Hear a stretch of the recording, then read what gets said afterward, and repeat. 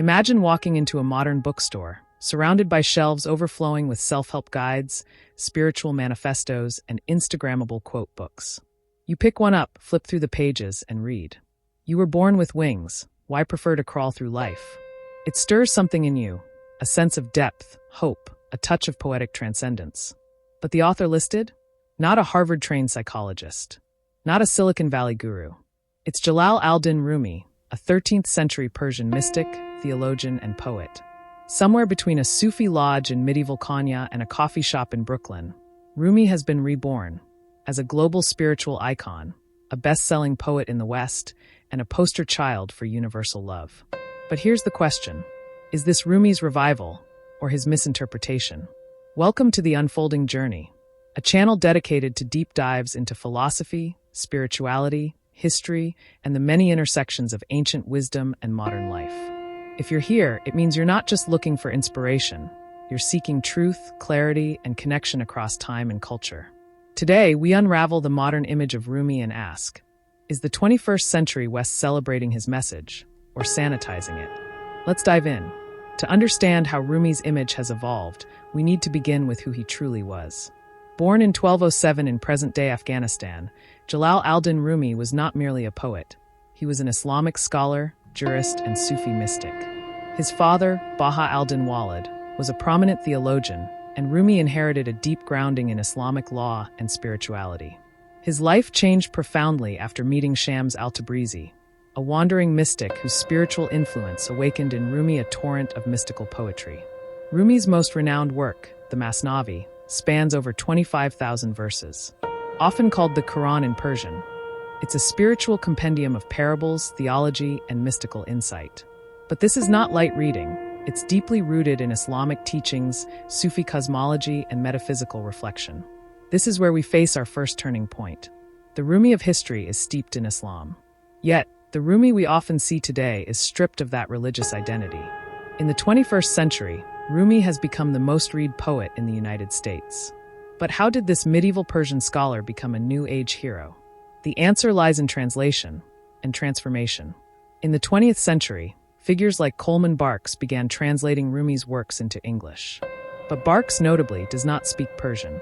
His versions are interpretive translations, often adapted from earlier English texts and heavily edited to suit Western tastes. The result? Much of Rumi's Islamic framework was edited out.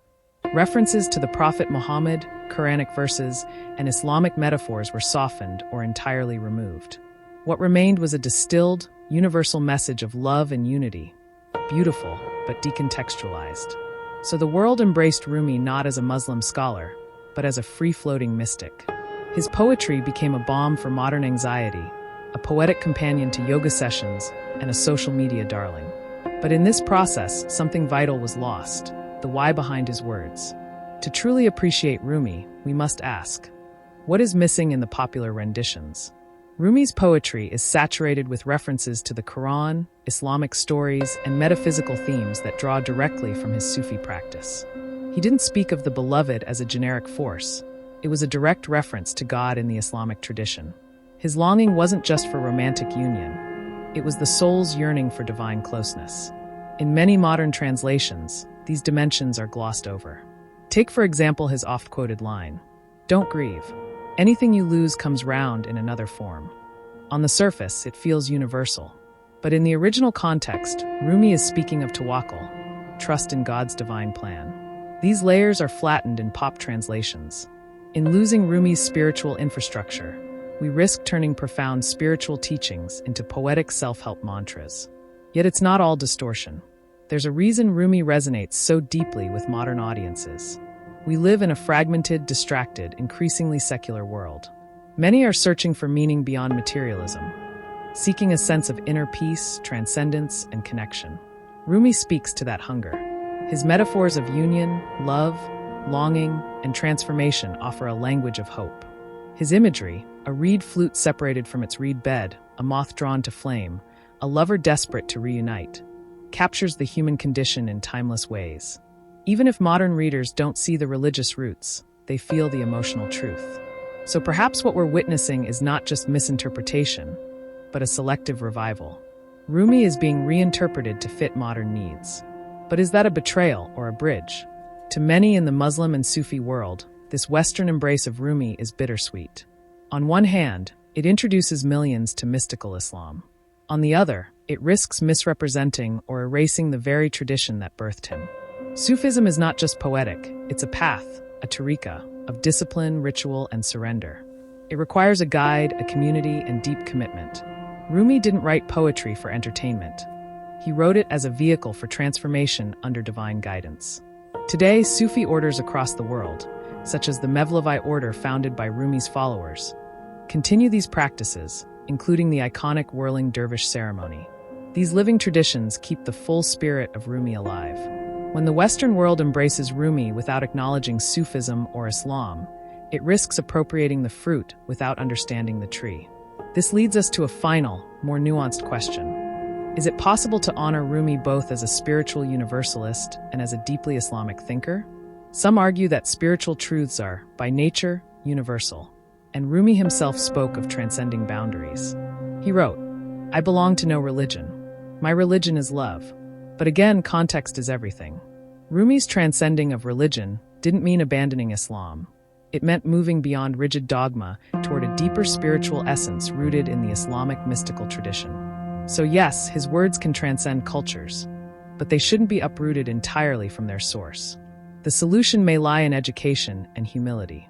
Read Rumi widely, but also read him deeply. Explore his context. Honor his influences. Seek translations that preserve his theological depth, such as those by scholars like Anne-Marie Schimmel or Jawed Mojaddedi. Rumi doesn't belong to the East or the West, to Muslims or non-Muslims, to the 13th century or the 21st.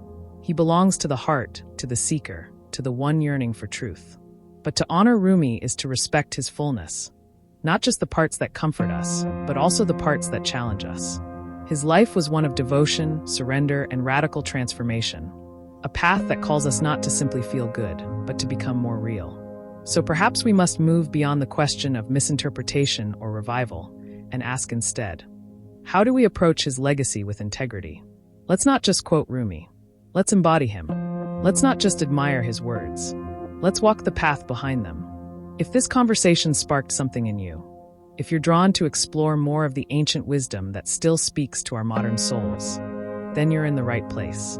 Subscribe to The Unfolding Journey for more explorations into philosophy, mysticism, and the living wisdom of our world's greatest thinkers. Let's keep the journey unfolding together.